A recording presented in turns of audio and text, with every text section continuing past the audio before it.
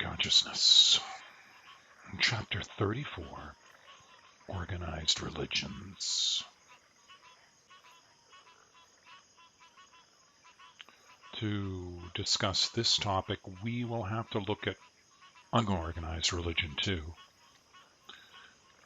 Let us say that unorganized religion is the kind you practice with me by yourself in private, that has been created by you in your own sort of way, and that has nothing to do with a church or a temple or an organized group of believers in some version of another me.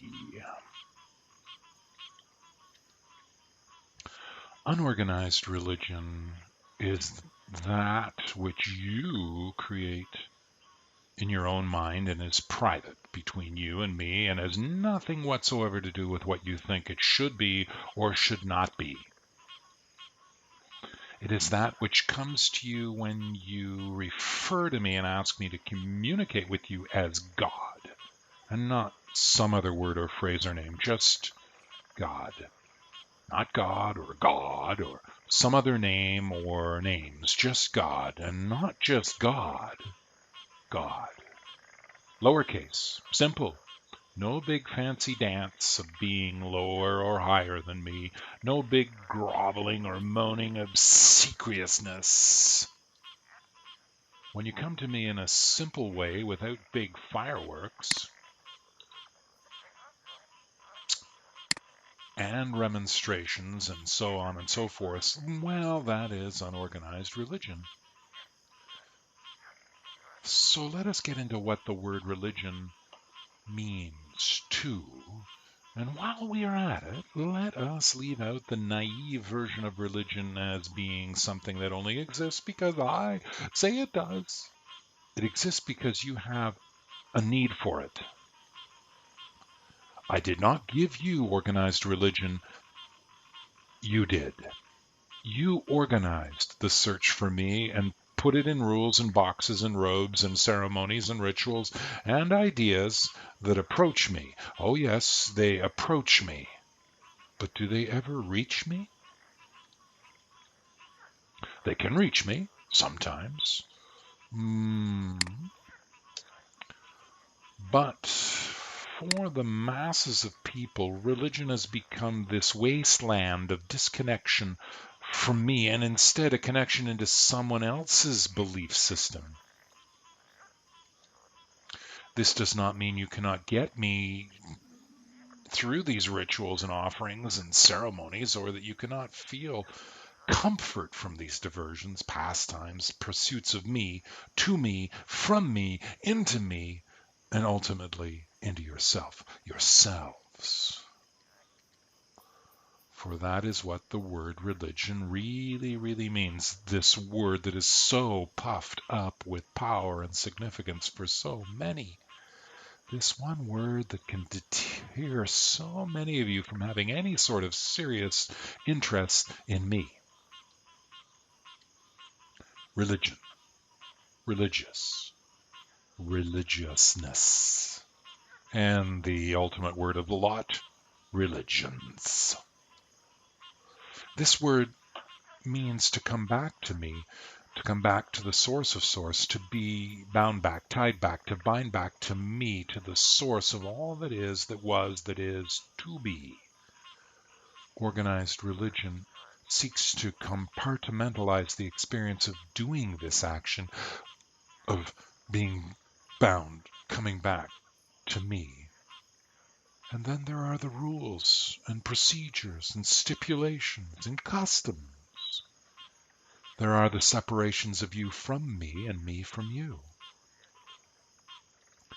There are the traffic cops of the roads to me. There are the priests and the gurus and the people who will tell you how to believe and when to believe and what to believe.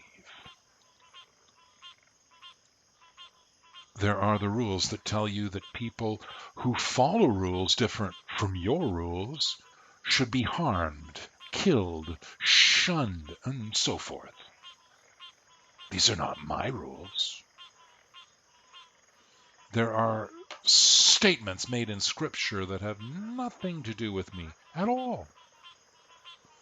They are written by those who are misguided, misled, and misleading, and that is usually for a specific purpose.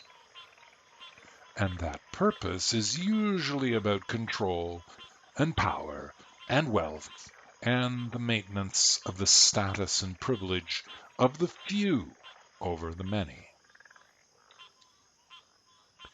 There are religions that have been made up with the purest of cynicism, set in place to purposefully abuse and cheat and give value to that which is a lie and a deception. There are those in positions of power within organized religion who jealously guard their positions of power and seek to destroy those who would question decisions that are questionable.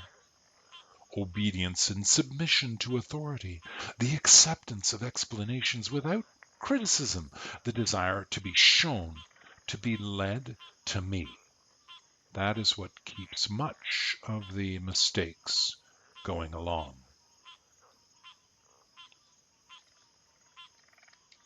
And yet, most of these organized religions started with some sort of intention that was real, that was aimed at getting to me.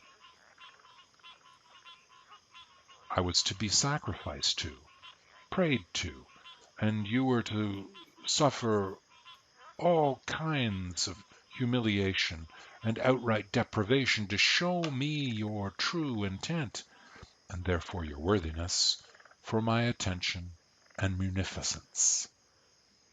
I am appealed to for mercy, for good crops, for miraculous healings, for forgiveness, and on and on and on it goes. I hear the lamentations of the people who are filled with woe and grieving. Fists are shaken at me. I am used to curse those whom have been offended. A curse is no small thing. And there are some rules that are good rules, and you can find those rules in some organized religions, for sure.